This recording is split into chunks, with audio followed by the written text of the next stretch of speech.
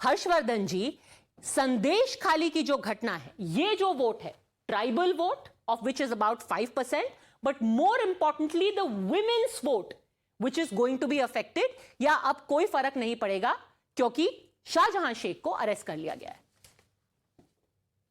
पनुजा जी, सबसे पहले तो मुझे लगता है कि देश के लोगों को कुछ 2-3 बातें जाननी चाहिए, क्योंकि इस विषय पर हम लोग पहले भी बात करते रहे और बड़ी में वर्ग ने इस पर मुंह खोलने से मना कर दिया।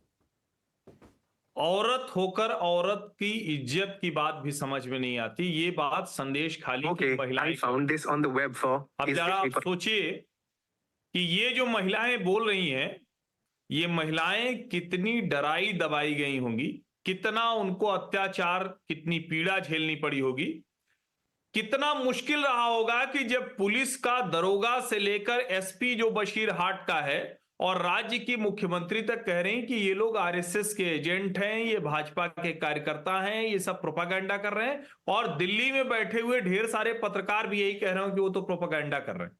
अब आप जरा सोचिए, यहां से अगर देखेंगी तब समझ में आएगा पद्मजा जी कि ये कितना बड़ा कुकृत्य बंगाल में हो रहा है, जिस पर ये सरकार बेशर्मी से कह रही कि हमने शाहजहां शेख को गिरफ्तार करके बड़ा कमाल का काम कर दिया। वो प्रेसिडेंट बता रहे हैं, शर्म भी नहीं आती इनको। और मैं प्रवक्ता को सुन रहा हूं तृणमूल कांग्रेस के, वो सज्जन कह रहे हैं कि सिर्फ 2 ही मामले तो दर्ज हुए, इतना हंगामा क्यों है? जिस तरह का घृणित कृत्य शेख शाहजहां के खिलाफ जो आरोप लगा है, उसमें 2 मामले दर्ज हुए, ये कहते हुए जुबान तालू से चिपक नहीं गई, जरा सा भी शर्म नहीं रह गई, महिलाओं की इज्जत को लेकर यह संवेदना रह गई। और पश्चिम बंगाल से ढेर सारी ऐसी खबरें बारंबार आती रही। शेख शाहजहां ने जिस अंदाज में आज न्यायालय में वो पहुंचा है, जैसे वो पुलिस को पेश कर रहा हो, पुलिस नहीं पकड़ के ले जा रही है, वो पुलिस को न्यायालय के सामने ले जा रहा है, भैया थोड़ी इज्जत बचा लो इनकी। मुझे लगता है ये जो संदेश खाली है, तृणमूल सरकार के लिए वो मुश्किल खड़ी होने जा रही है जिसका अनुमान अभी तृणमूल कांग्रेस को नहीं है। और मैं फिर से कह रहा हूं, बंगाल की महिलाओं ने वो शक्ति दिखाई है जो शायद वहां के बड़े वर्ग ने नहीं दिखाई, उनको शर्म आनी चाहिए। Okay, I think it's fair. Riju Dutta response, then Ashutosh.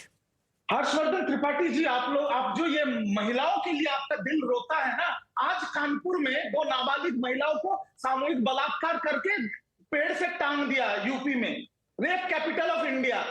आप लोगों को तब शर्म नहीं आती जब ब्रिजभूषण की तारीफ करते हैं आप लोग? बीजेपी की जूते चाटते चाटते आपकी जुबान जमीन पे नहीं गिर जाती? आप लोग क्या बात करते हैं?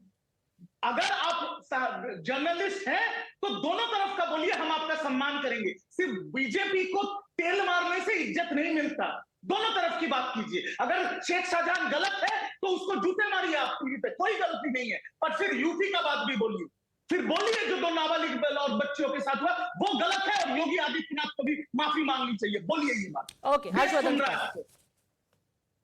देखिए पद्मजा, ये तृणमूल कांग्रेस के प्रवक्ता ने छोटा सा उदाहरण दिया कि राष्ट्रीय टेलीविजन चैनल पर ये इस तरह की भाषा का उपयोग कर रहे हैं। आप बंगाल में सोचिए उन महिलाओं के साथ क्या क्या किया होगा।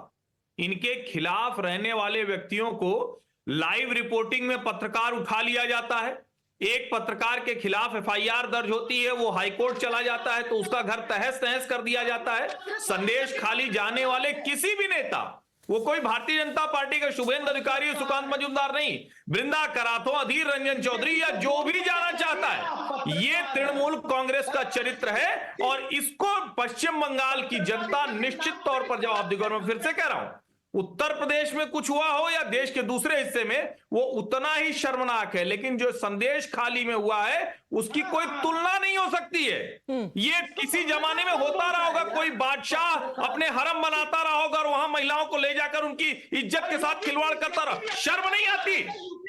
उसकी तुलना किसी और घटना से हो ही नहीं सकती। और कहीं भी गलत हो रहा है तो उसके खिलाफ हम बोलते हैं, बोलेंगे, उसके लिए किसी तृणमूल कांग्रेस के प्रवक्ता के सुझाव या सलाह की जरूरत नहीं। Riju Dutta, and by all means nobody sits here and condones any crime that happens in any country, but for people to sit on TV and say most of these stories are ghost stories, Why are these women sitting here with their face covered?